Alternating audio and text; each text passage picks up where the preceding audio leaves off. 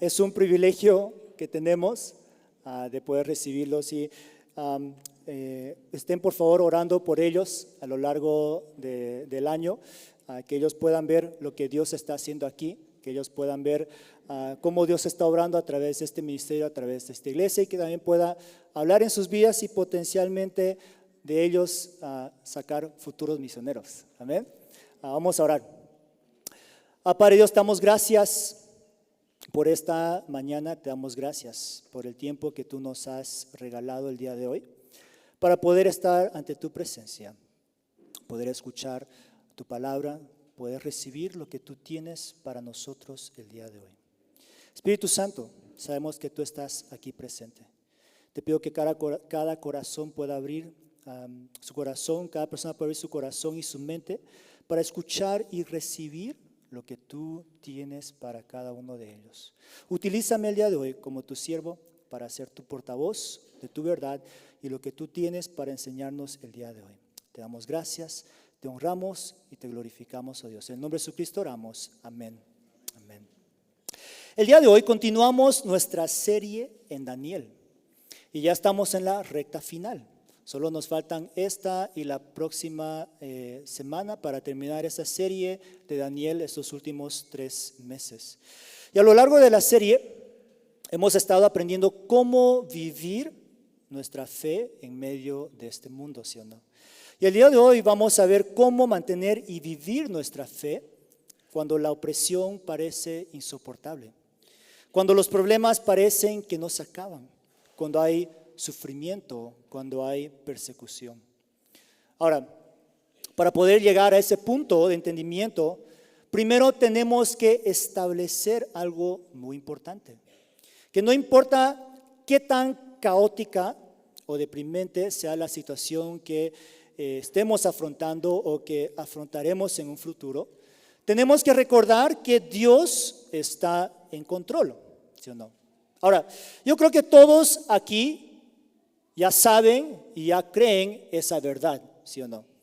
¿Alguien aquí cree que Dios no está en control? ¿Okay? Es una verdad que todos ya aceptamos, ya sabemos, ya lo hemos escuchado. En nuestra cabeza sabemos que esto es verdad, pero en la práctica muchas veces es diferente. Vivimos nuestras vidas como si no fuera verdad. Y lo que quiero hacer el día de hoy es resaltar un poco más esta verdad para que podamos ver lo grande y poderoso que es nuestro Dios. Y ojalá que eso nos lleve a nosotros a tener un poquito más de entendimiento de qué tan grande es Él y el control que Él tiene sobre nuestras vidas, sobre este mundo, sobre todo lo que parece estar en caos o estar en llamas. Por lo tanto, quiero comenzar con describir las profecías que se están describiendo en el capítulo 11. ¿Verdad? Capítulo 11 de Daniel es uno de los libros más difíciles, capítulos más difíciles de predicar, porque son profecías. Es el capítulo más largo de profecías que se han cumplido a lo largo de la historia. Vamos a ver cómo se cumplen 300 años de historia en este solo capítulo de Daniel. Y es realmente increíble lo que vamos a ver. Pero, y para casi todos los historiadores y educadores, Daniel 11, 2 a 35 es el ejemplo más claro y detallado de profecías que Dios da y profecías que Él cumple. Y mientras cuento esta historia de los 300 años de historia, voy a estar haciendo conexión al texto bíblico. Entonces, esta primera parte de la prédica, lo que voy a hacer es narrar la historia verdadera, lo que pasó en la historia real. Voy a estar mostrando los versículos a los que hacen referencia a esas profecías para que ustedes puedan ver cómo estas profecías se van cumpliendo a lo largo de la historia. ¿Okay? Entonces, ¿están listos para una lección de historia antigua? ¿Sí? Okay. Comienza capítulo 11. Acuérdense, el ángel está interpretando, está explicando el sueño que Daniel había recibido en capítulo 9. Y ahora viene el ángel y empieza a dar más información, más detalles sobre esas profecías. Y así reinarán otros 3 reyes persas y seguirá un cuarto rey, mucho más rico que los otros. Usará su riqueza para incitar a todos a luchar contra el reino de Grecia. Después del rey Ciro de Persia, se levantaron 3 otros reyes y uno cuarto más que era mucho más rico y más grande y que atacaría Grecia. Eran los reyes Cambises, Esmerdis, Darío y luego Jerjes el primero. Quien Jerjes el último fue el más rico y que atacó Grecia en el año 480 antes de Cristo. Luego, después de eso, se levantó un rey poderoso que hacía lo que quería. Fue un conquistador temible que conquistó Persia y una gran parte del mundo conocido en ese tiempo. Su nombre, Alejandro Magno. Pero el reino de Alejandro Magno no duró por mucho tiempo. Más bien, en lo más alto, en la cumbre de su poderío, su reino fue quebrado y dividido en 4 partes. Está en inglés, pero pueden ver los 4 diferentes colores. El reino del norte, del sur y los otros 2 reinos aquí, 3 y 4. Su reino fue quebrado en 4 partes, pero no fue dado a sus descendientes, porque al morir, el imperio de Alejandro Magno fue dividido en 4 generales, a 4 generales: Casandro, Lisímaco, Seleuco y Ptolomeo. Ninguno de los hijos de Alejandro Magno heredó el imperio, como vemos en el versículo 4. Luego, el rey del sur, que es Ptolomeo de Egipto, se fortaleció, pero el rey Seleuceo del norte de Siria, llegó a controlar más territorio que Ptolomeo y fue un comandante más fuerte que Ptolomeo. Entonces, aunque fue dividido en 4 partes, fue el reino del norte que llegó a ser más poderoso, así como lo describe esta profecía. Algunos años después, intentaron tener una alianza estas 2 naciones, el norte y el sur, mediante un matrimonio entre las 2 naciones, pero fracasó. Berenice, la hija de Ptolomeo el segundo, fue dada a Antíoco el segundo como matrimonio, pero cuando él murió, Berenice y su hijo fueron asesinados también, así como lo profetizó aquí en versículo 6.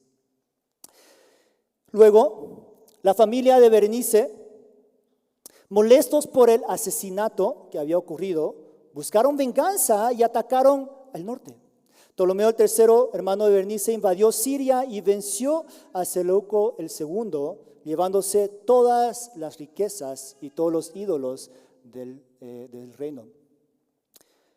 Más tarde, el norte respondió con una fuerza ante el ataque del sur, buscando venganza, pero pierde.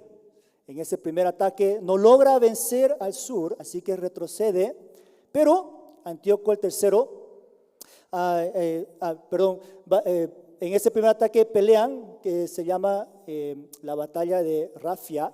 En esa batalla él pierde y regresa al norte.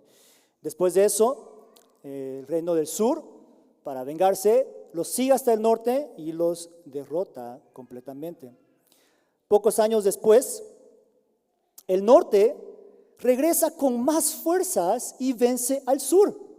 Después de esta pérdida, Antíoco el tercero regresa de nuevo y esta vez vence a Ptolomeo el quinto, tomando control de Palestina alrededor del año 200 antes de Cristo.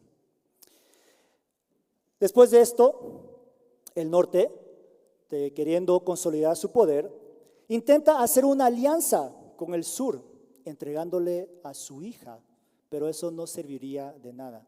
Todos han escuchado de Cleopatra. Cleopatra es entregada en matrimonio. Ella es la hija de Antíoco el tercero. Es entregada como matrimonio para Ptolomeo el quinto. Pero el plan de Antíoco no funciona, porque Cleopatra en vez de ser enviada como espía, ella fue enviada para sabotear el reino del sur, del norte. Cleopatra se une al reino Egipto y en vez de ser utilizada para sabotear ese reino, se queda para ayudar a Egipto. Entonces, el norte ataca a toda costa, dice, pero tropieza y cae. Verán, Antíoco el tercero invade Asia Menor y Grecia, pero es derrotado por Roma, un nuevo imperio que está creciendo en ese tiempo, en el año 190 a.C. Y pierde y tropieza, como dice acá, en lo que conocemos en la historia de la batalla de Magnesia, y luego muere poco después. Después de esto, Antíoco el tercero, sucesor del trono del norte, toma el trono e impone un montón de tributos, de impuestos para a las personas, y la gente no le gusta esto, así que él es envenenado y es asesinado. ¿Okay? Siguiente, en los versículos 21 a 24, Antíoco el cuarto, Antíoco el cuarto Epífanes toma el trono, pero él es un hombre que toma el trono a la fuerza. Es descrito como un hombre despreciable que toma el poder sin ser heredero legítimo. Él derrota a los ejércitos y mata al príncipe del pacto. En otras palabras, manda matar al sumo sacerdote Onías el tercero, y luego continúa ganando poder a través de pactos falsos y saquea riquezas. En el versículo 31, su ejército se levanta y lucha contra el sur, contra Ptolomeo el sexto, pero hay alianzas secretas y traición. Estos dos reinos fingen querer tener paz, fingen querer hacer las cosas bien, unirse para tener más poder, pero los dos están tramando cómo traicionarse, cómo apuñalarse en la espada. Y al regresar de Egipto, el corazón de Antíoco se levanta contra el pacto santo, y ahí es donde ataca Jerusalén. Mata a miles y miles de judíos y saquea el templo de Dios. Luego, él regresa a invadir a Jerusalén otra vez, pero esta vez los barcos de Kitim, o Roma en ese tiempo, lo detienen a él. Y en el año 168 a.C., Roma lo obliga a retirarse. Antíoco, entonces, humillado por la derrota, desata toda su furia contra los judíos. Y en el versículo 31 vemos la opresión que comienza en el pueblo de Israel. Antíoco prohíbe la adoración judía, el sacrificio, y sacrifica un cerdo y pone un altar a Zeus en el templo de Dios. Y así profana el templo y comete la abominación desoladora. Es increíble, ¿sí o no? Es increíble qué tan detalladamente las profecías de Daniel predicen lo que ocurriría en esos 300 años. Y realmente es una manera como Dios nos muestra su poder y autoridad. Él da las profecías tan detalladas, sabiendo que si cualquier profecía no se cumple o hay errores, se acabaría toda su confianza, ¿sí o no? Y Él lo hace para mostrar y demostrar algo bien claro para nosotros. Él sabe lo que va a pasar. Él sabe lo que está haciendo. Él es el que está en control de todo este mundo. Ningún otro espíritu o fuerza sobrenatural puede hacer esto. Solamente nuestro Dios puede lograr algo tan increíble como dar profecías cientos de años atrás. Solamente nuestro Dios puede predecir el futuro de esta manera y dar profecías tan detalladas. Verán, Él le da a Daniel todas estas profecías, no solo para mostrar su grandeza, pero también porque el pueblo de Dios tenía que prepararse para lo que estaba por venir. Y aquí el punto principal del mensaje de hoy. Verán, a lo largo de esta serie hemos estado enseñando sobre por qué Dios nos ha revelado cosas del futuro, específicamente sobre los últimos tiempos. Y hemos visto que Dios nos ha revelado estas cosas de los últimos tiempos porque quiere que nos organicemos, que ordenemos nuestras vidas, que estemos listos para la segunda llegada de Cristo Jesús. También vimos que Él nos muestra estas cosas para llenarnos de urgencia, sabiendo que si se avecina el final, nosotros tenemos un deber, un llamado de alcanzar cuantas almas podamos para el reino de Dios, ¿sí o no? Y hoy vemos otra razón por qué Dios nos revela información sobre los últimos tiempos. Y es para enseñarnos que en esa intensa tribulación que viene, o esos tiempos difíciles de persecución que posiblemente afrontemos en algún futuro, debemos mantener nuestra fe firme en alto y mantener nuestra confianza firme en el Señor. Verán, Dios le reveló todo esto a Daniel porque días muy oscuros y terribles estaban por venir para el pueblo de Israel. La destrucción de Jerusalén que hizo Antíoco el IV no fue una conquista pacífica, fue una conquista destructiva que no solo buscaba destruir todo lo que representaba la raza judía, pero que también buscaba destruir y eliminar la fe, la religión judea. En las escrituras de Josefo, un historiador judeo, y en los libros de Primero y Segunda Macabeos, vemos relatarse los sucesos de esta horrenda etapa de los judíos. Bajo Antíoco el IV, se prohibió practicar la ley de Moisés. Estaba prohibido circuncidar a los niños.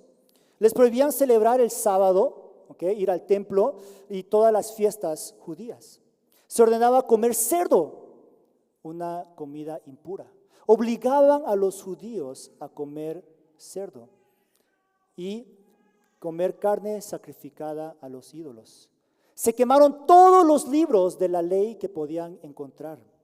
Se ejecutaba y mataba a cualquier persona que poseyera manuscritos o, de la Biblia o de rollos del Torá. Y lo vemos descrito en 1 Macabeos 1, 44, 50.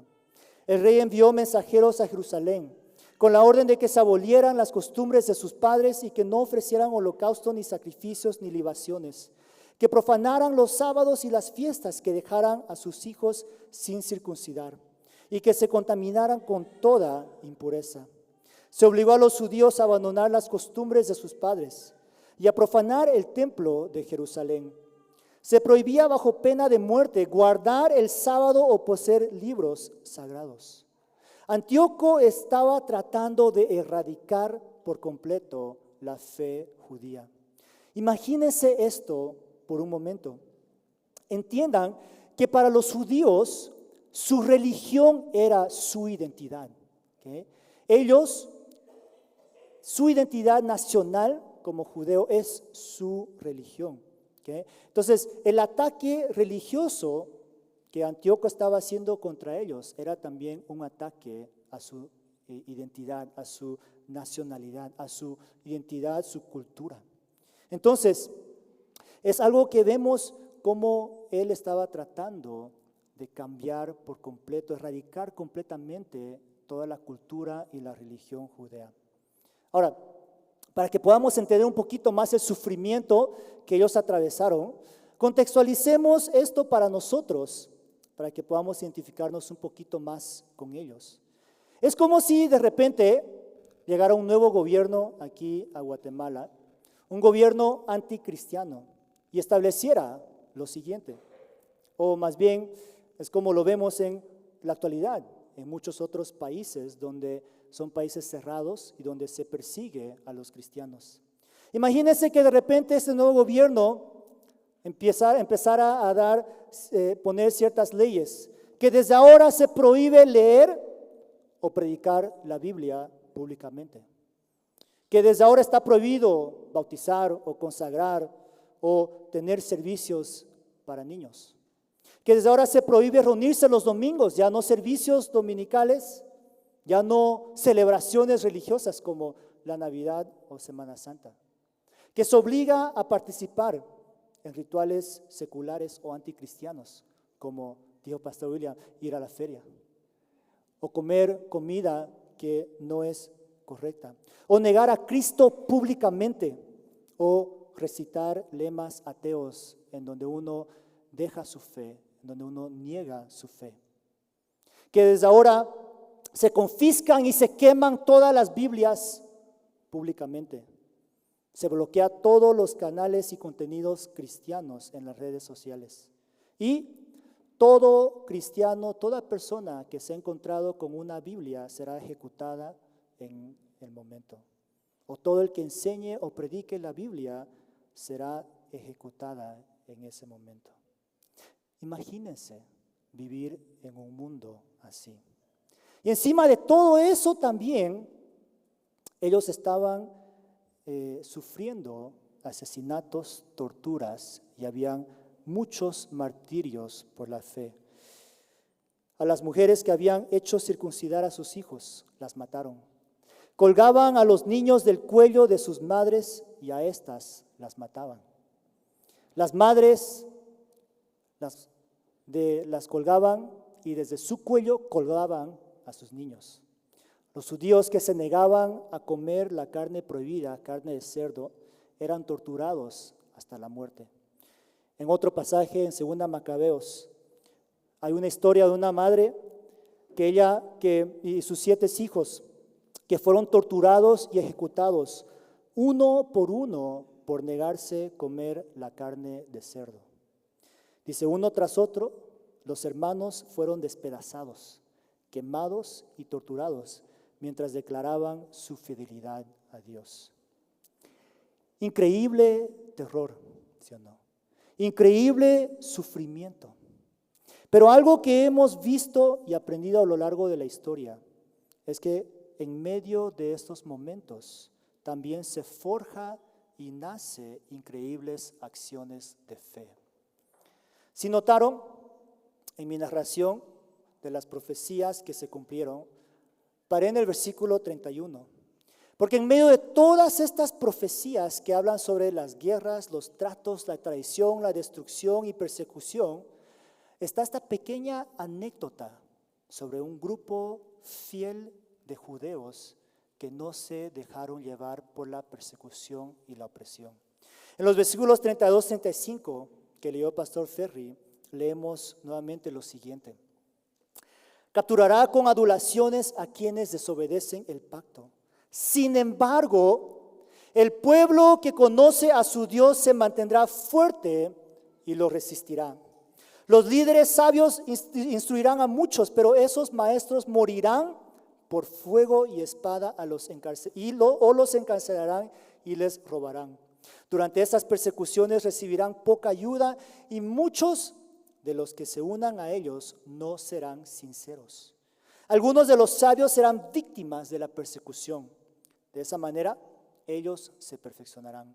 Se limpiarán, se refinarán hasta que llegue el tiempo del fin, porque la hora señalada todavía está por venir. En medio de toda esta persecución y tribulación, habían algunos judíos que mantuvieron firme su fe al Señor. No se dejaron llevar por las adulaciones y las leyes de Antíoco y se mantuvieron fuertes y resistieron.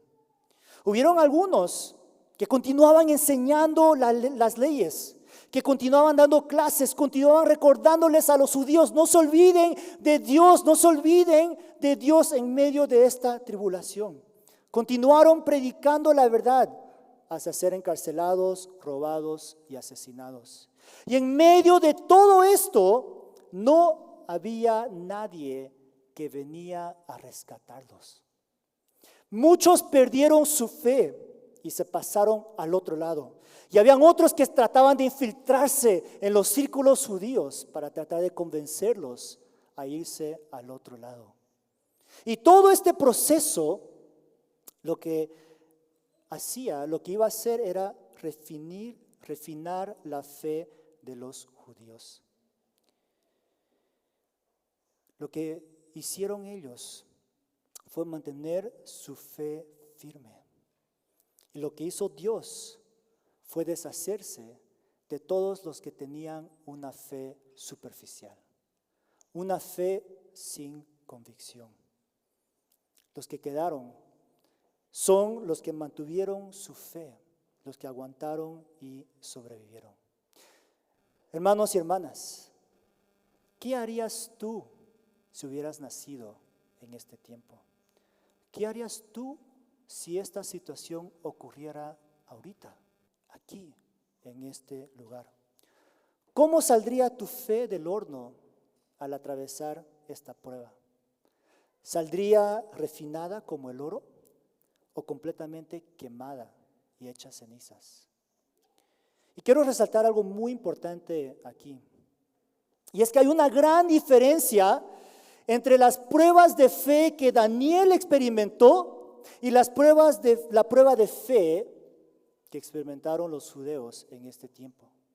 Las pruebas de fe de Daniel y sus amigos, si se acuerdan, de si iban a adorar o no la estatua del rey Nabucodonosor, o si Daniel iba a parar de orar y luego fue enviado a la fosa de leones. Todas estas pruebas eran momentáneas y todos tuvieron un final feliz, ¿sí o no? ¿Okay? Como lo predicamos. Dios liberó, Dios proveyó. Sí, tuvieron una prueba grandísima y resistieron y al final Dios los recompensó. Recompensó su fe, recompensó su fidelidad. Dios los rescató milagrosamente, inmediatamente del peligro. Y así Dios fue glorificado. ¿Se acuerdan? Esas historias.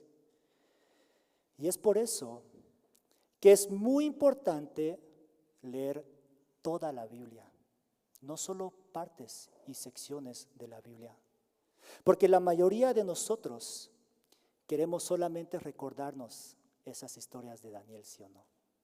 La mayoría de nosotros preferimos las historias con finales felices, de que, si atravieso tribulación, solo tengo que tener fe un ratito y luego Dios me va a librar. Luego Dios me va a rescatar, luego Dios me va a salvar. Pensamos que Dios nos va a rescatar de toda tribulación. Pensamos que Dios nos va a librar de toda maldad. Pero ¿qué pasa si no lo hace? Dios, ya pasé tu prueba. Mira, me pasó algo duro, pero no flaqueé. Mantuve mi fe en ti. Seguí yendo a la iglesia. Seguí diezmando. Mira, yo no te traicioné. Ya pasé tu pruebita que me diste. Ahora, ¿dónde está mi solución? Ahora, ¿cuándo vas a terminar esta tribulación? ¿Estás ahí, Dios? ¿Te fuiste? ¿Dónde estás? Porque mis problemas continúan. Yo ya hice todo lo que tenía que hacer, pero mis problemas continúan. ¿Dónde estás? ¿Dónde está mi rescate? ¿Qué pasa si la voluntad de Dios no es ser glorificado a través de sacarte de esa situación milagrosamente? Así como lo dije hace 2 domingos. ¿Qué pasa si Él prefiere ser glorificado a través de tu fidelidad en medio de un sufrimiento prolongado? ¿Cómo será que estaría la fe del pastor William y su hija si la voluntad de Dios hubiera sido no darles favor y no rescatarla de la cárcel? ¿Qué hubiera pasado con la fe de ellos si Dios no hubiera hecho todas esas cosas milagrosas de sacar a su hija de la cárcel? ¿Seguiríamos dándole gracias a Dios y glorificándolo por su fidelidad? Que aunque ella sigue en la cárcel, glorificamos a Dios. ¿Cómo sería nuestra reacción? Y aquí está la verdadera prueba de su fe. ¿Seguirás a Cristo aún si su voluntad no es rescatarte, traerte alivio o sanarte? ¿Seguirás a Cristo aun si su voluntad es que su amor se perfeccione en ti a través de la tribulación prolongada? ¿Seguirás a Cristo aun si su voluntad es que te conviertas en un mártir para Él, que mueras por Él? Qué fácil tenemos la vida aquí en Cobán, ¿sí o no? Qué fácil tenemos la vida aquí en Cobán como cristianos. Tenemos un país repleto de iglesias. Creo que hay como 10 iglesias por cada pueblito que hay aquí en Guatemala. Hay más iglesias por personas que en los Estados Unidos, ¿sabían? En vez de que misioneros de Estados Unidos vengan aquí a plantar iglesias, creo que nosotros tenemos que ir a Estados Unidos a plantar iglesias. Hay más iglesias por personas aquí en Guatemala que en Estados Unidos. Interesante. Es increíble lo fácil que lo tenemos en nuestro país para vivir nuestra fe, para vivir como cristianos. Nadie nos está deteniendo, nadie nos está agarrando a ser presos, nadie nos está llevando a la cárcel, nadie nos está con una pistola ahí decir rechaza a Cristo Jesús o te mato. Nadie está buscando nuestras casas, todas las Biblias y quemándolas. Nadie nos está persiguiendo. Nadie nos está oponiendo a vivir nuestra fe como cristianos para ser la luz de Jesús.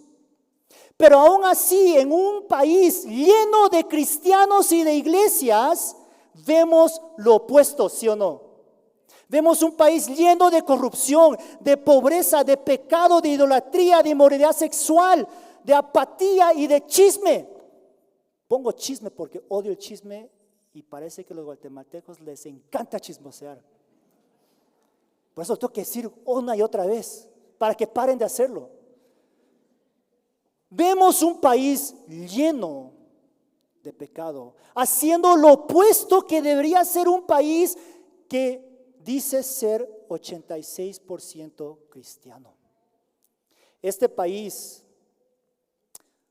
donde el 86% de la población clama creer y seguir a Dios, sea católico o cristiano, si realmente estuviera viviendo su fe, no deberíamos tener estos problemas. Miren, voy a darles unos números. Guatemala tiene una población de 18 millones de habitantes. 86% de esa población es cristiana, supuestamente cree en Dios. 60% de la población guatemalteca es adulta, 18 años en adelante. Entonces no vamos a contar a los 18 años, 17 años abajo. Si sacamos ese número, significa que tenemos una población hábil de 9.3 millones cristianos adultos en Guatemala. Ahora, ¿sabían ustedes, y aunque no sé qué tan exacto sea este número, es un promedio con la información que existe, un promedio de 200 a 300 misioneros son enviados desde Guatemala? ¿Celebramos? ¿Es un número grande? No, no celebren. No es cosa para celebrar. Es un 0.003% de la población guatemalteca que está siguiendo el llamado de Cristo Jesús de hacer discípulos de todas las naciones. Oh, pastor, pero somos pobres. Guatemala es un país del tercer mundo. Estamos exentos de mandar misioneros, ¿sí o no? Mateo 28, 18-20, la gran comisión dice: ve y haz discípulos de todas las naciones. ¿A quién le estaba hablando Jesús eso? A un grupo de pescadores, de albañiles, de carpinteros, a un grupo de gente de la clase media y baja. Él no dice: si tú vives en un país de primer mundo, ve y haz discípulos de todas las naciones. Él dice: todos los que lean mi palabra, que profiesen ser cristianos, este mandato es para ustedes. Vayan y hagan discípulos de todas las naciones. Oh, pastor, pero somos pobres. No tenemos dinero para mandar misioneros. Lo siento, pero ¿qué? ¿Han visto nuestro parqueo? ¿Han visto nuestro parqueo? ¿Cuántos carros hay en nuestros parqueos? ¿Saben cuánto cuestan esos carros? Hay gente de la comunidad que camina 20, 30 minutos para llegar aquí porque no tiene carro. Y luego vemos ahí un parqueo lleno de carros de últimos modelos. Somos pobres, pastor. Eso no es pobreza, eso es riqueza. ¿Han visto las mega iglesias en la capital? La gente pobre claramente puede dar. ¿Saben por qué? Porque son la gente pobre, desesperada, que son las que alimentan esas iglesias que predican el evangelio de prosperidad. Pero están dispuestos a sacrificar todo porque piensan que van a recibir 10 veces más. ¿Sí o no? ¿Cuántos de nosotros estamos dispuestos a sacrificar todo sabiendo que posiblemente Dios no nos dé nada? Pero ahora si yo les digo, miren, denme sus ofrendas, Dios nos va a bendecir, sus 1,000 quetzales se va a convertir 10,000 quetzales. ¿Quién no va a querer dar? ¿Sí o no? ¿Guatemala es pobre? ¿Guatemala es pobre? ¿Han visto los centros comerciales? Yo les digo a muchos de esos misioneros y extranjeros, hay centros comerciales más bonitos y lujosos que Estados Unidos aquí. Oakland Mall es el mejor centro comercial que yo he visto en comparación a cualquier centro comercial en Estados Unidos. Plaza Magdalena. ¿Será que Cobán es pobre? ¿Quién está alimentando todo ese dinero para que crezca en Plaza Magdalena? La gente está yendo constantemente a gastar su dinero en cosas que no necesitan. ¿Sí o no? Sí, yo sé que hay gente pobre y no quiero ignorar a la gente pobre. Yo sé que hay gente necesitada. Yo sé que hay gente que necesita ayuda. Pero Guatemala también tiene mucha gente rica que puede comenzar a dar y así igualar las balanzas. Ahora, aunque me guste, esta no es una prédica de misiones. Cuando llegue el tema en unos años, voy a regañarlos otra vez, pero más fuerte. Lo que quiero hacer aquí es resaltar este punto muy importante. ¿Qué tan profunda y seriamente estás viviendo tu fe ahorita, cuando las cosas son fáciles? ¿Estás aprovechando los recursos, la libertad que tienes para crecer el reino de Dios y vivir una vida de fe? ¿O necesitas atravesar persecución en tu vida para comenzar sí, esta vez voy a tomar en serio mi fe? Y aunque no tengamos persecución en nuestro país en este momento, no necesitamos esperar a que suceda para comenzar a tener un nivel de fe como lo demostraron estos judeos, ¿sí o no? Tenemos que comenzar ahora, antes de que venga la persecución y tribulación. Los judíos que se describen en los versículos 32 a 35 no lo tenían tan fácil como nosotros. Su prueba no fue momentánea, fue prolongada. No hubo salvación inmediata, no hubo milagros. Hubo tentación constante de negar la fe para ser libres de la persecución. Pero aún así, los judíos que realmente vivían su fe se mantuvieron fuertes y resistieron. ¿Cómo podemos nosotros llegar a tener una fe similar? ¿Cómo podemos llegar a tener una fe así antes de que sucedan estas cosas? Una fe que no se quiebra, que no tambalea por los simples problemas que tenemos, pero una fe que se mantiene firme aún ante tribulaciones, ante momentos duros y horrendos en nuestra vida. ¿Cómo logramos este tipo de fe? Y la respuesta lo vemos tan simplemente como una frase que menciona el versículo 32. Daniel 11:32 dice: sin embargo, el pueblo que conoce a su Dios se mantendrá fuerte y lo resistirá. Mi aplicación para nosotros es esta el día de hoy. ¿Conoces a tu Dios? ¿Estás fortaleciendo tu fe? ¿Estás viviendo tu fe, poniéndola en acción? ¿Y en quién has puesto tu esperanza?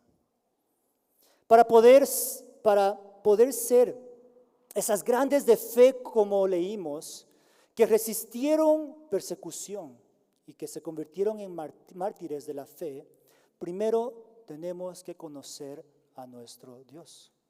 ¿Conoces a tu Dios? Pero ¿realmente lo conoces o solo sabes de Él? ¿Lo conoces tan profundamente que sabes lo que mueve su corazón?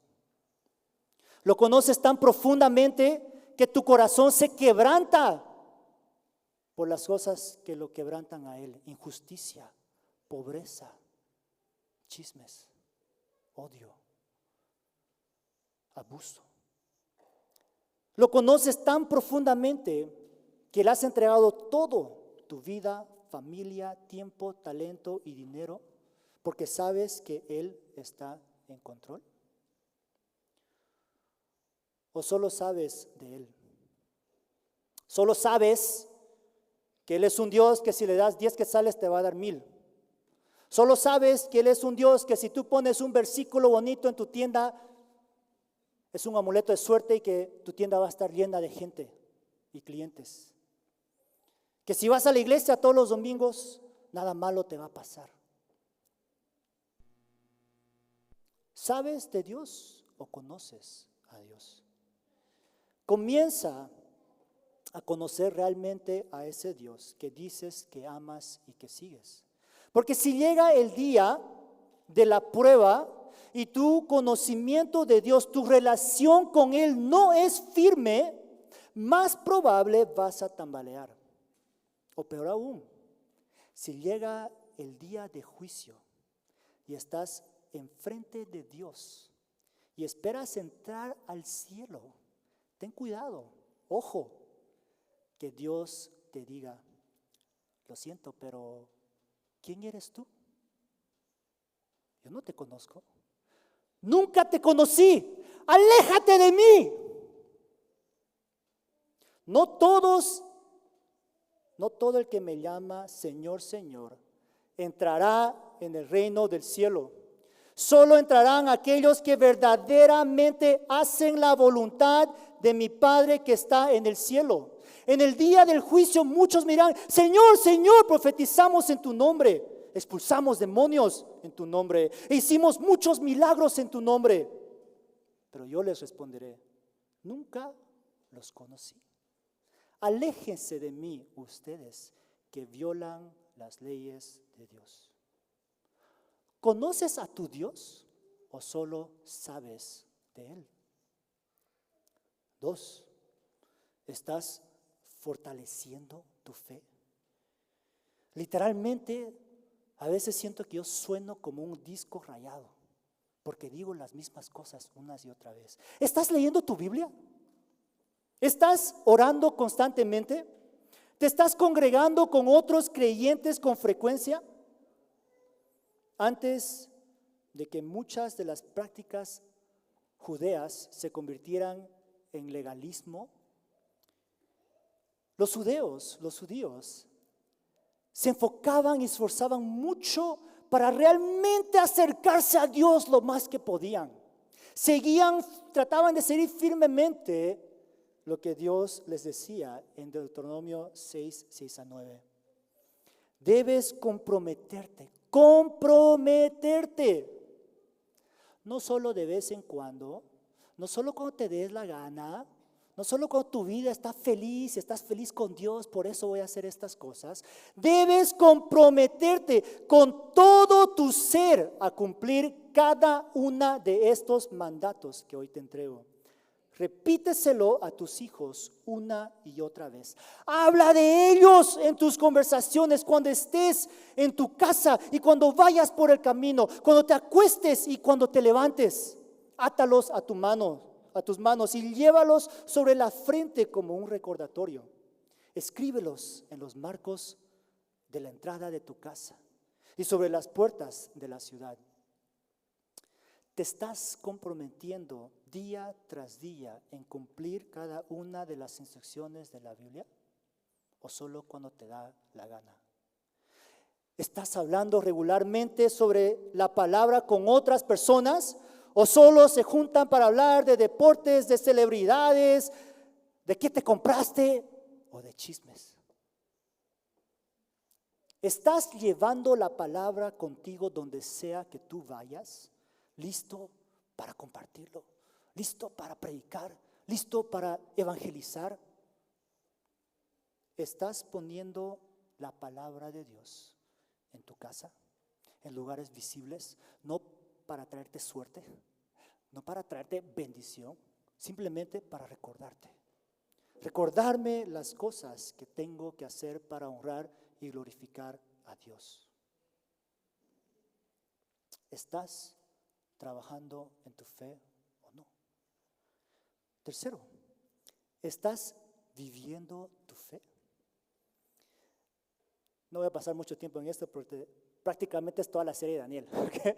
Así que, si no saben cómo vivir su fe, pueden ir a Facebook o YouTube o Spotify y ver todas las prédicas otra vez de esta serie. ¿Okay? ¿Estás viviendo tu fe? ¿Lo estás poniendo en práctica? Es lo que quiero decir. O durante todas estas semanas solo has llegado a sentarte a escuchar, oh, qué bonito, amén, oh, gloria a Dios, y luego se va al otro oído y te sales y haces lo mismo.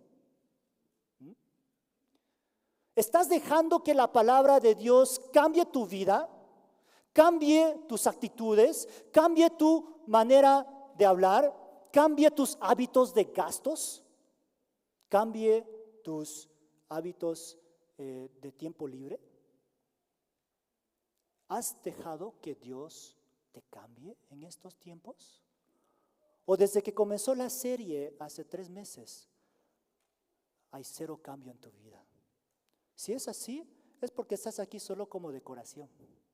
¿Ah? ¿Estás dejando que la palabra de Dios afecte, dicte cómo vives tu vida o no? ¿O estás viviendo una vida doble?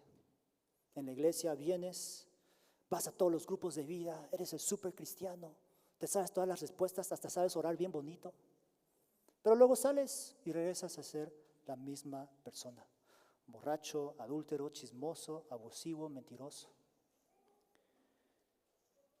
Estás poniendo en práctica lo que estás aprendiendo. Los judíos, ahí cuando dice que ellos respondieron, habla de acciones de fe que ellos hicieron.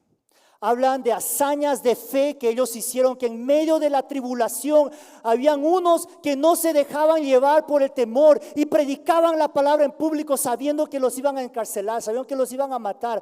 Habían esos maestros de la ley que sabían que era importante mantener la ley y no olvidarse, que seguían enseñando y enseñando y enseñando, porque sabían lo importante de mantener su fe firme en medio de la tribulación.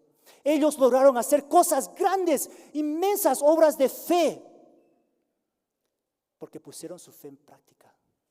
¿Y tú? ¿Estás haciendo cosas de fe increíbles para Dios? ¿O solo lo mínimo de diezmar y participar y liderar un poco aquí y allá? ¿Cómo estás usando tu vida para crecer el reino de Dios. Esta serie, como dije, la vamos a estar terminando el próximo domingo. Y luego nos vamos a enfocar en Romanos, desde agosto hasta diciembre, para aprender y entender y llenarnos un poco más de doctrina y enseñanza bíblica. Pero eso no significa que paremos de vivir nuestra fe y solo enfocarnos en aprender. Tenemos que seguir haciendo los dos, seguir poniendo en práctica todo lo que hemos aprendido y a la misma vez llenarnos de más conocimiento y doctrina y teología. ¿Okay? Por último, ¿en quién estás poniendo tu esperanza? Dice en Daniel 12, la segunda parte 1 hasta el 2. Sin embargo, en ese momento, cada uno de tu pueblo que tiene el nombre escrito en el libro será rescatado. Se levantarán muchos de los que están muertos y enterrados, algunos para vida eterna y otros para vergüenza y deshonra eterna. Aquí está lo positivo de este mensaje. Hay luz al final del túnel, aunque ese túnel signifique atravesar la muerte. Pero esa luz solo brilla si nuestra esperanza está en Jesucristo. ¿Okay? Si no, entonces no hay luz. No hay luz al final del túnel. Solo hay oscuridad, oscuridad eterna. Jesucristo vino a esta tierra para darnos esa esperanza, para ser esa luz, sabiendo lo terrible que es el pecado, sabiendo las batallas espirituales que íbamos a tener que afrontar, la opresión que íbamos a recibir del enemigo, sabiendo todo lo que íbamos a tener que aguantar y sufrir en esta tierra. Jesús vino aquí para darnos gracia, misericordia, para darnos esperanza, paz y salvación. No tenemos por qué temer si tenemos a Jesús en nuestro corazón. Él es la razón por la que vivimos. Él es la razón por la que sacrificamos. Él es la razón por la que dejamos todos atrás. Él es la razón por la que estos 5 misioneros están aquí, dando un año de su vida. Él es la razón por la que Mike y Kelly y su familia están aquí para servir. Él es la razón porque vienen grupos misioneros a servir, a dar, a ayudar, a sacrificar. Él es la razón por qué podemos aguantar y perseverar. Él es la razón de existir. Amén. No hay otra razón. En realidad no hay otra razón por qué existir. Perdón. Si tú piensas que tu razón de existir son tus hijos, lo siento, pero allá en el cielo no hay mamá, papá. Todos somos iguales. Como dice Jesús, no hay esposo, esposas. Ya no hay esa relación interpersonal como teníamos acá. Ya todos somos alabadores de Jesús. Nada más. Tu razón de existir no es tu hijo, tu hija, tu esposo, tu esposa, tu familia, tu dinero, tu trabajo. No es nada de eso. Tu razón para existir es Cristo Jesús y nadie más. ¿Tu vida tiene razón ahorita? Si sientes que tu vida no tiene sentido, es porque no tienes a Cristo en tu corazón. Y si ya tienes a Cristo en tu corazón, pero igual sientes que andas perdido y sin razón en esta vida, es porque no lo estás buscando suficiente. Es porque no lo estás haciendo el centro de tu vida. Es porque Él no es tu existir. Ese es nuestro llamado, hermanos y hermanas. ¿Cómo vamos a responder nosotros ante esto? ¿Vamos a hacer cambios o vamos a seguir viviendo como siempre lo hemos hecho? Vamos a orar.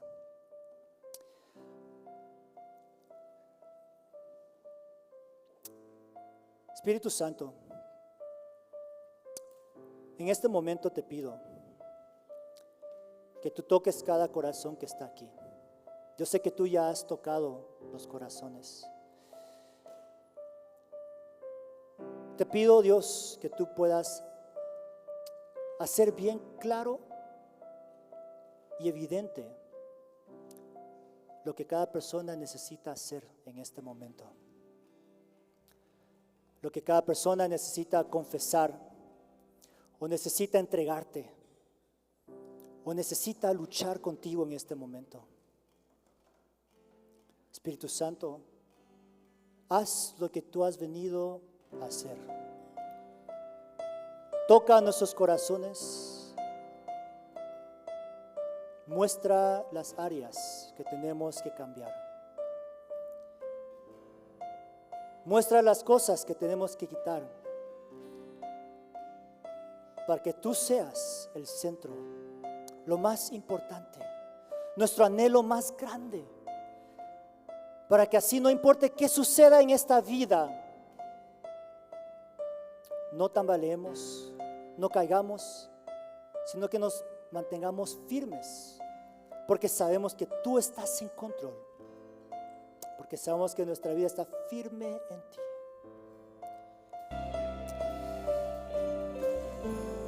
Padre,